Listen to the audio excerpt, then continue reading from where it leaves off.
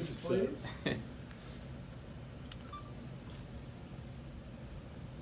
Obviously, Valik came over from your side of the ball and gave a jolt to the offense.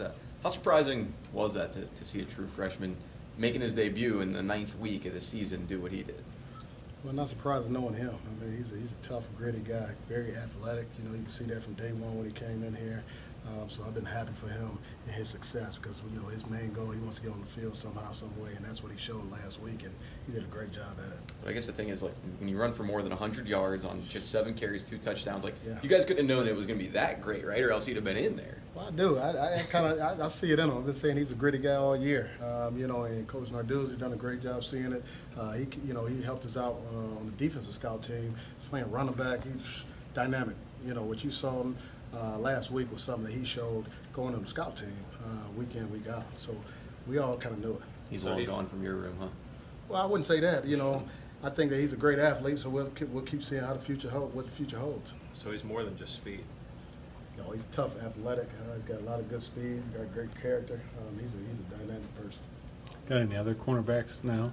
Starting to lobby for some carries over there? Well, I tell you what, you know, as long as we're getting W's, that's the main concern for me. You know, so however that can happen, if we need to get anybody else out of the room, we'll do that too.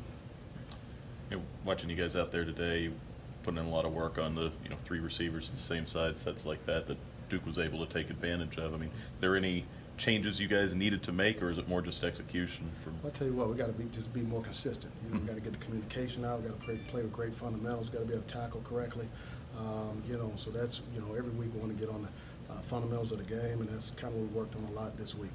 Does Virginia do anything special or something you haven't seen out of those multiple receiver sets? Well, they've got a lot of good skill positions, a lot of good receivers on their team. Quarterback's pretty good as well, dynamic runner / thrower. So he'll be a great challenge for us. And those guys do a good job out there at the skill. But again, we'll see this week. You guys have seen a lot of mobile quarterbacks this year, but is this guy maybe the most mobile, other than, of course, the Georgia Tech guys who are running all the time?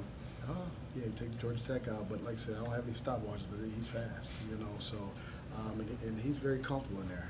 You know, it's one thing about him being a runner, but you know he'll also run around, you know, with the ball in his hand scrambling, but he'll still try to throw the ball. You know, so he's not looking just to get out and go and run.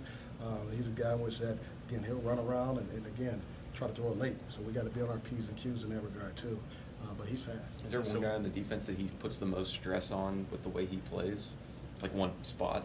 Well, I think that's more of a team unit based on what we've got called, and you know, and basically just everybody doing their job. You know, is what it comes down to what the coverage is and the actual play call. And what do you tell your kids about that challenge? I mean, when the guy's that mobile. Do your job. You know, all we can do is do our 1 and 11. So everybody's got a piece on defense, and if everybody does their job, we won't have any issues.